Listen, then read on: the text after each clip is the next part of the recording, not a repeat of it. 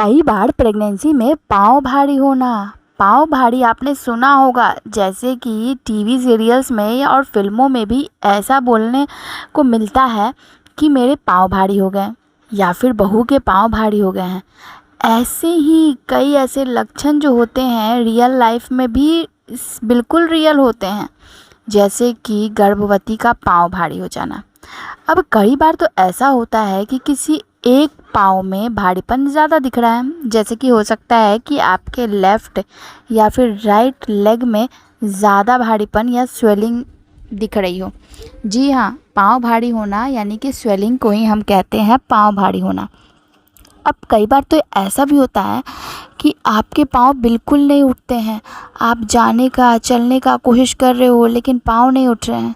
पाँव में दर्द जैसा बना हुआ है, एड़ियों में दर्द जैसा बना हुआ है, पूरे पैर में दर्द जैसा बना हुआ है।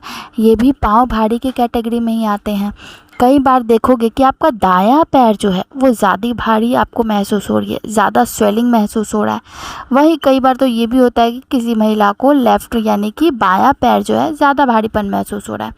और कई बार तो रेयर केस में ये भी होता है, जैसे कि कई बार महिलाओं को दोनों ही पैर भारी महसूस हो रहे हैं।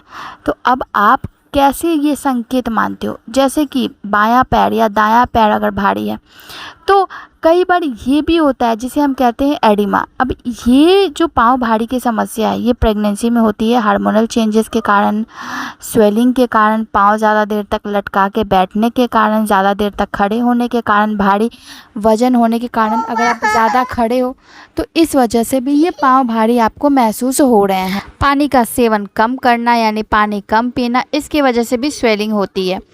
कई महिलाओं को पहले महीने से ये स्वेलिंग की प्रॉब्लम होती है, तो किसी के चौथे पाँचवें महीने से और किसी के सातवें आठवें महीने से भी शुरू हो जाती है, जैसे जैसे भारी वजन होते जाता है। ये स्वेलिंग कई बार महिलाओं को बहुत ज़्यादा परेशान करती है, यानी कि वो चल फिर नहीं सकती हैं, ज़्यादा देर तक खड़े नहीं रह सकती हैं, पैरों में अक्सर दर्द बहुत ज़्यादा परेशान करता है और पैर से वो काफ़ी ज़्यादा लाचार हो जाती हैं ड्यूरिंग प्रेगनेंसी। कई बार तो ऐसा होता है कि पैर में इतना ज़्यादा दर्द होता है कि वो असहनीय दर्द लेके पेन किलर भी खा लेती हैं, जो कि ऐसा नहीं करना चाहिए। जब तक आपका डॉक्टर आपको कंसल्ट नहीं करता है, आपको पेन किलर नहीं खाना चाहिए। तो दायां और बायां पैर को लेके बहुत ज़्यादा असमंजस बना रहता है, कन्फ्यूज़न बना रहता है कि दाएं पैर में ज़्यादा स्वेलिंग दिख रही है, बाएं पैर में ज़्यादा स्वेलिंग दिख रही है, तो इसका कुछ और संकेत माना जा सकता है?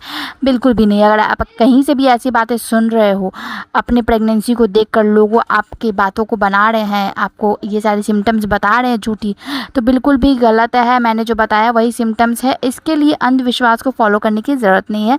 जाते जाते वीडियो को लाइक